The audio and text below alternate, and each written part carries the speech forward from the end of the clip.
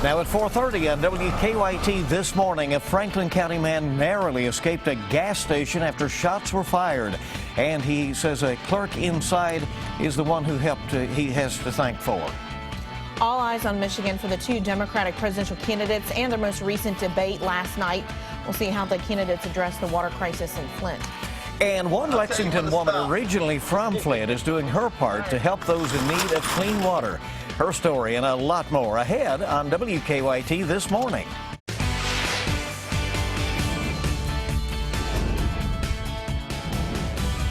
This is WKYT This Morning. Good morning to you. It's your Monday. Hope you had a nice weekend. You're ready to go in this new week. I'm Bill Bryant. I'm Rebecca Smith. Let's check out what's happening in the weather department with Micah Harris. We have a good-looking day in store. Not just a good-looking day, but we're talking about a really nice work week in store. That goes from 60s to 70s all throughout your 7-day forecast. Here's your look outside this morning. A few clouds hanging out and about, and also those winds streaming in from the south and southwest. That is keeping us relatively warm for this time of year. You got to remember, typically we're around 50 degrees for afternoon highs, and you can see we are nowhere near that later on this afternoon. Extremely nice conditions today, but I promise you this, it gets much warmer than what you see there on the screen. I'll have that in your 7-day coming up. All right, Micah, thank you so much. A Franklin County man narrowly escaped shots that were fired this weekend. The sheriff says two men started fighting inside a BP station off 127 North on Friday. That fight spilled out into the parking lot. WKYT's Hillary Thornton talked to the clerk inside about the shots fired and about what he did that may have saved the victim's life.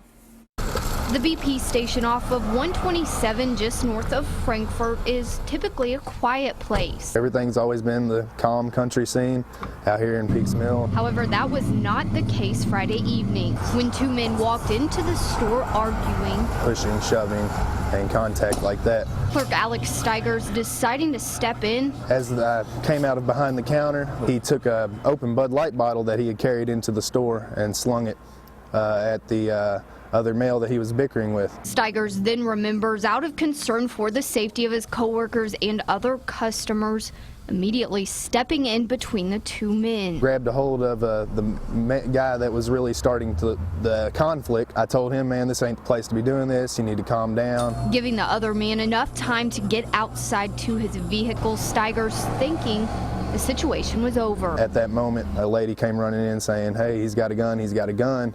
And then the gunshots went off outside. Hearing 5 to 6 shots fired at the man taking off in his vehicle, thankfully, no one was hit. Now knowing what happened out here in the parking lot and that man had a gun, the clerk says he would not change how he reacted. Without a doubt, I still would have jumped in, for sure. A decision investigators say after watching the surveillance video kept this situation from being much worse. He told me that as brave as it was and as stupid as it was, I saved his life. Well, I just view it as doing what any human person should do. It's just the way you should take care of the world. In Franklin County, Hillary Thornton, WKYT. Well, Steigers was able to give detectives a description and license plate number. He says investigators told him the fight was potentially related to a heroin bust the sheriff's office made the day before. Lexington police say several shots were fired at a business last night. Police say there was a card game going on in the back room at Prime Cuts Barbershop on Legends Lane. Two men forced their way through the front door. We're told both sides exchanged gunfire. Police say the people in the back ran out the door and the two men went out the front door. No suspects have been identified. A West Virginia boy claims a Kentucky man accused of killing a little girl tried to lure him into a car. Timothy Madden is facing several charges, including rape and murder, for the November death of 7-year-old Gabriella Doolin. And according to a state police affidavit, Madden has been identified as the same man who asked two little boys to get into his vehicle at a West Virginia gas station back in October. A detective filed the affidavit for a search warrant last month. A Scott County bus driver accused of assaulting a 5-year-old last year has been found not guilty. The News Graphic reports that a 6-person jury acquitted 65-year-old Durbin Wallace. He was originally charged with harassment with physical contact. The jury deliberated about 90 minutes before reaching a verdict. Well, the two Democratic presidential candidates now have their eyes set on Michigan after Super Saturday. The latest debate took place in Flint, Michigan last night, where residents are continuing to suffer through a major water crisis. WKYT has the latest on the campaign. Vermont Senator Bernie Sanders and Hillary Clinton debated in Flint, Michigan to address the city's water crisis. What is going on is a disgrace beyond belief. The tap water became toxic with lead after officials switched the water supply to cut costs. Investigators revealed state leaders knew about the problem but failed to do anything about it. Both candidates called for Michigan's governor to resign. People should be held accountable wherever that leads. The debate came just 2 days before voters head to the polls for Michigan's Democratic primary. The candidates sparred over an issue important to the people here, the 2009 bailout of the auto industry. I voted to save the auto industry.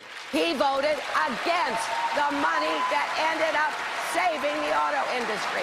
If you are talking about the Wall Street bailout, where some of your friends destroyed this economy, you know, excuse me, I'm talking. Clinton holds a major delegate advantage and is leading in the Michigan polls. But Sanders hopes his weekend caucus wins in Maine, Kansas, and Nebraska will change voters' minds. WKYT, CBS News, Flint, Michigan. And water donations can be taken to First African Baptist Church on Price Road in Lexington. There's a group hoping to make monthly water deliveries. One Lexington woman is from there. Renita Allen collected water over the weekend and plans to take it to Flint. WKYT's Caitlin Sitner caught up with Allen and Operation Flint. I'll tell you when to stop. Flint is home. Michigan is home for me. My heart is still in the city. Hundreds are still without water in Flint. A Lexington group is hoping to relieve some of the burden. We loaded it down, bring it right on over. Operation Flint is collecting water by the case. We have 30 cases of water. We brought 30 cases of water. The church has close ties to Flint, Michigan. In fact, Renita Allen still has family that lives there. They're hoping for a solution. They're hoping that it is rectified, that life would go back to normal, because it's very abnormal. Allen isn't living it firsthand, but her grandfather is, and she imagines what it'd be like. When we, who do not have contaminated water, tap our faucets, it's free-flowing. So put ourselves in their situation to not be able to tap your faucet and receive free-flowing water to bathe or to cook or to provide for your babies. It's different. It hurts. It hurts. That's why Thursday a tractor trailer full of water will be driven to Flint. Allen and a few others will arrive Friday, going door to door, handing out what they hope to be thousands of cases of water. It's our responsibility. We are our brothers and sisters keepers. We're praying, we care, we love them. It could be us. In Lexington, Caitlin Sitner, WKYT. Again, water donations can be taken to the First African Baptist Church on Price Road in town. The group hopes to make monthly water deliveries.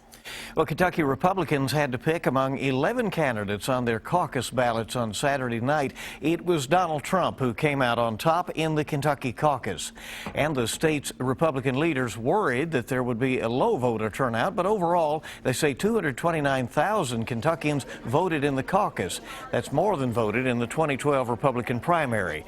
Kentucky's Democratic presidential primary is coming up on May 17th. Kentucky's caucus, of course, came about because Senator Rand Paul was trying to run for president. Paul suspended his race after the Iowa caucus last month. His name, along with several other candidates who dropped out, was still on the ballot. Senator Paul posted pictures on social media of himself voting on Saturday. He would not say who he was voting for.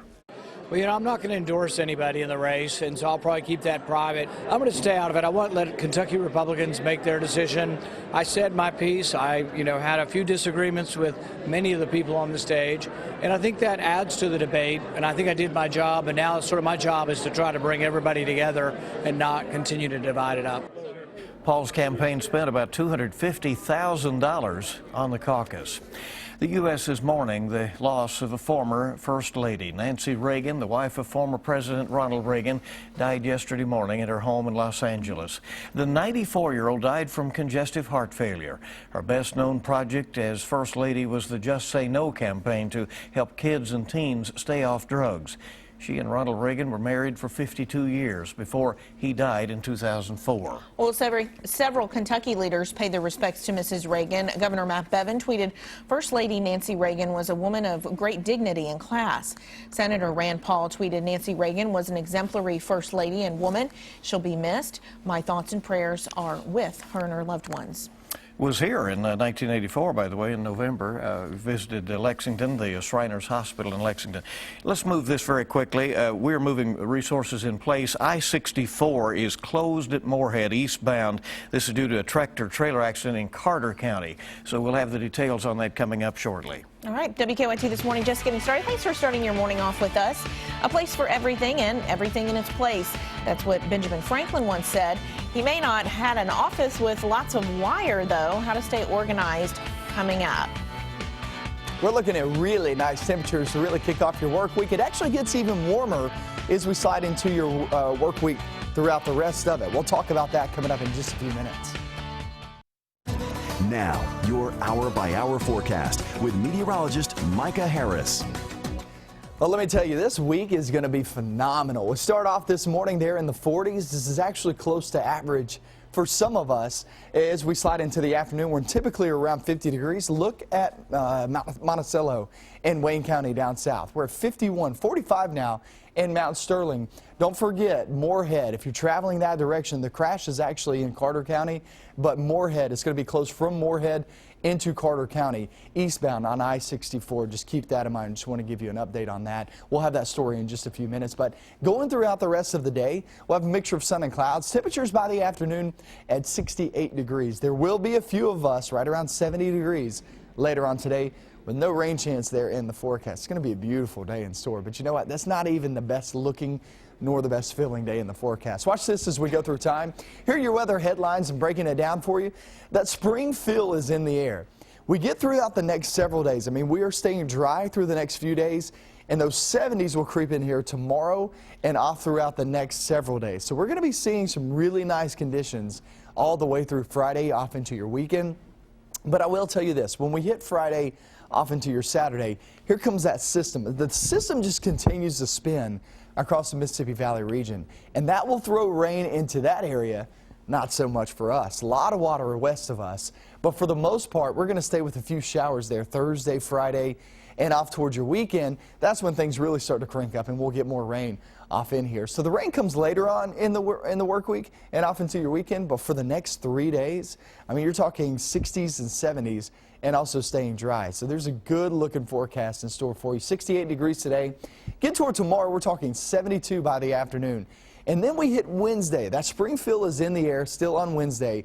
But even at 74 degrees, that's still not even the highest temperature we have in our forecast. We're talking Thursday at 76 degrees. And you know what? Some of us, if we keep that rain on out of here, remember, there's a small chance during that time.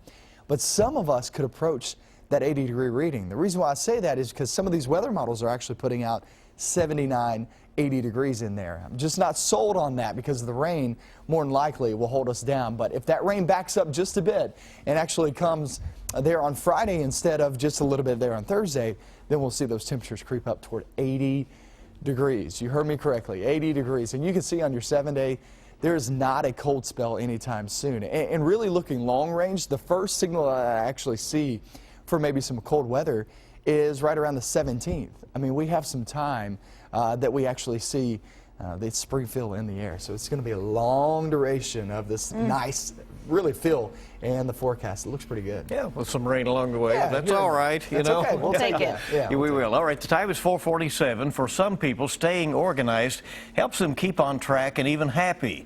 But nowadays, we have so much stuff, it just can be difficult. Yeah, dangling cords from computers, other electronics can actually be dangerous and quite annoying. Here's a solution in today's Mom's Everyday Minute.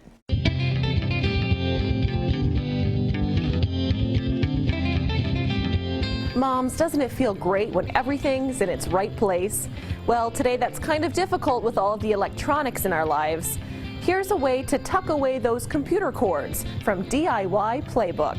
Desks are a necessity in many households, but they can begin to look messy quickly with all of the cords hanging down.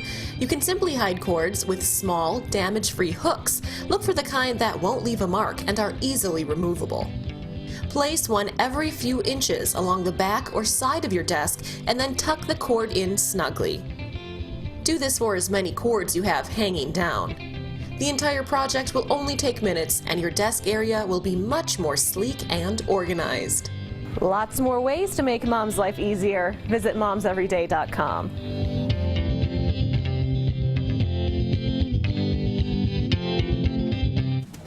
For these tips and more, go to WKYT.com. Click on Moms Every Day. 4:48 now on WKYT this Monday morning. Great to have you with us. We have a lot more news coming up for you. And Frankfurt crews will start working this week on a $5 million walkway over US 60 in Frankfurt. That'll lead to Kentucky State University. We'll have more on WKYT this morning.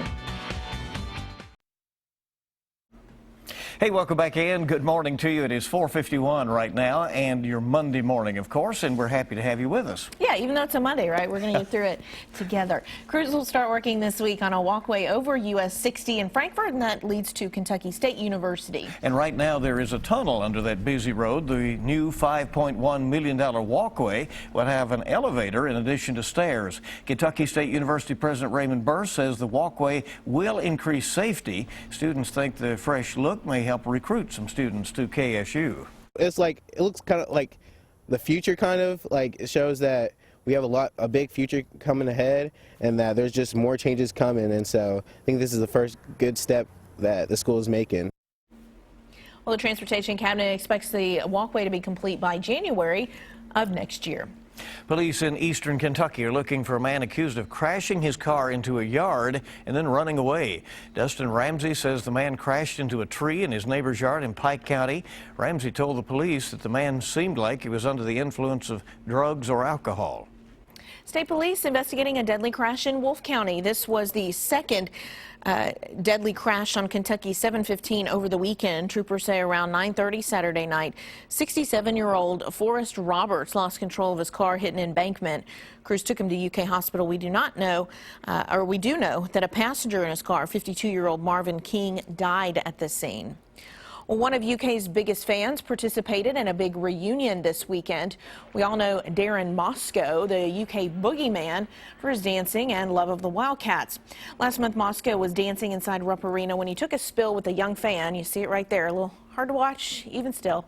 Saturday night, he and that fan, 10-year-old Aubrey Derrickson, reunited for the first time since that spill. Moscow gave Derrickson and her mom matching necklaces. I was worried, but I'm glad. I found out we were both all right. That's the whole thing. I'm glad that he was okay, though. I was kind of afraid that he wasn't okay. He was breathing pretty hard. Well, after the game against LSU, the pair took a picture together on the floor of Rupp Arena. All right. Good to see them, doing well and friends again, it looks like, for sure. Our time this morning is 4:53. It's 7 before 5, up and at it on your Monday. Coming up, a look at some of the stories our news team is working on for you right now. We'll also have another look at your morning forecast.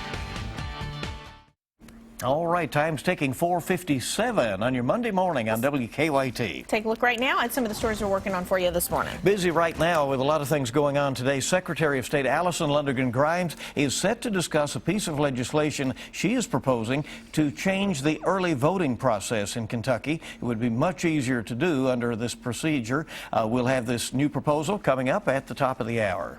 Now let's go look at what's happening with the weather with Micah. Well, there are a few spots that are a little bit chilly. We're sitting there in the 30s, and that goes for far east and southeastern zones, 37 Ashland, 37 in Harlan. The rest of us are actually in the 40s and 50s, and we're actually rising our temperatures down south and southwest as that warmer air continues to pump on in. We're at 53 degrees now in Monticello. We go through your day, starting off in the 40s and 50s and finishing off in the 60s, maybe even 70s. But I promise you this, we'll have 70s the next few days. I'll have that coming up with another 2 hours of WKYT News.